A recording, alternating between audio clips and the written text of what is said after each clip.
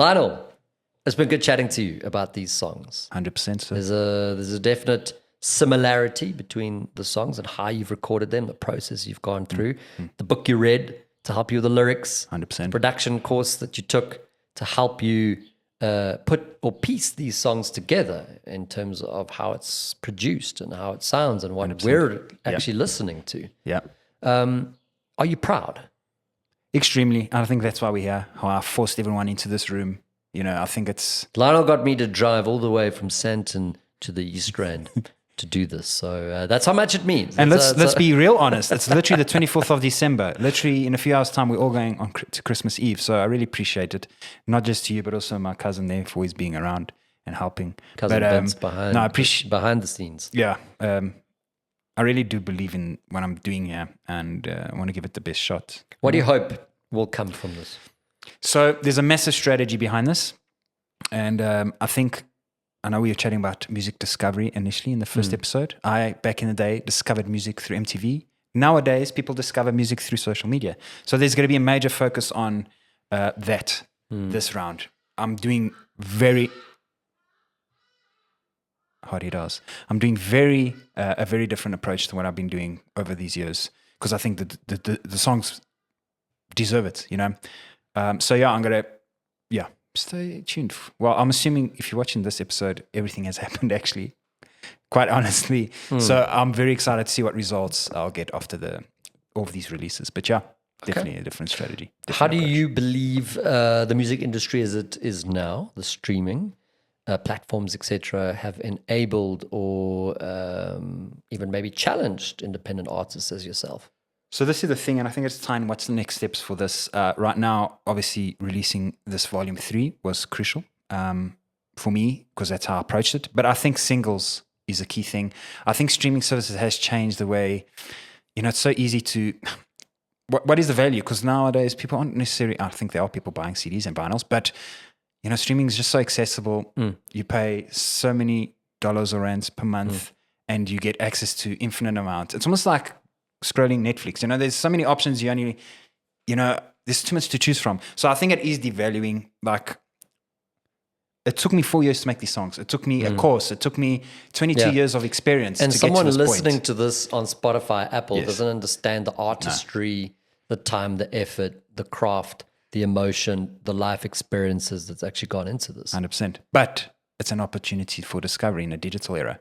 Back in the day, we need to go, you know, radios, playing shows. In the digital landscape, things are a bit different. So I'm excited to try work with that. Yeah, it's an interesting one because, like you say, like you get onto Netflix and you're like, what do I watch? Yeah. I read this thing the other day where there's an actual term for it. We'll put it in the description maybe after I tell Lionel what it is afterwards. But the guy was like, we are plagued by choice. Yeah. There's too much to choose from. Yep.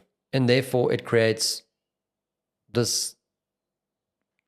situation where we don't want to choose anything. It's choice paralysis. It actually simplifies it. Like when you used to go to a CD shop, like your Look and Listen or your Musica, like what was in the alternative section was in the alternative section, and you either bought it or you didn't. 100%. Like, it was curated by... It was curated by whoever that is, 100%. right? You go to the movies and what's on is on.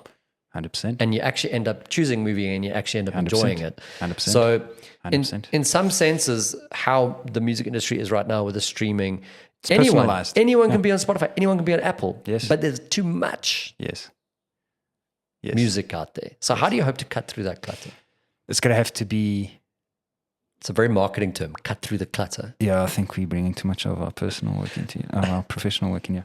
But I think it is marketing. Digital marketing is what it's going to be, how I'm going to cut through. I think there's a plan and I'm going to use social media to cut through that, and also, quite honestly, paid media.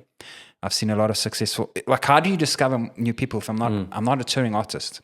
I do have a 9-to-5 again. So it's not my job. It's my massive passion. But... And... Like, how do I discover? It has to be in a digital era. It's going to have to be through social media. So that's the way. Back in the day, I watched MTV and I discovered new bands. Nowadays, social media, you discover went to Look and new Listen. sounds. Yeah, I actually never did. I think I was post that even. Okay. Pre-post, yes, post that.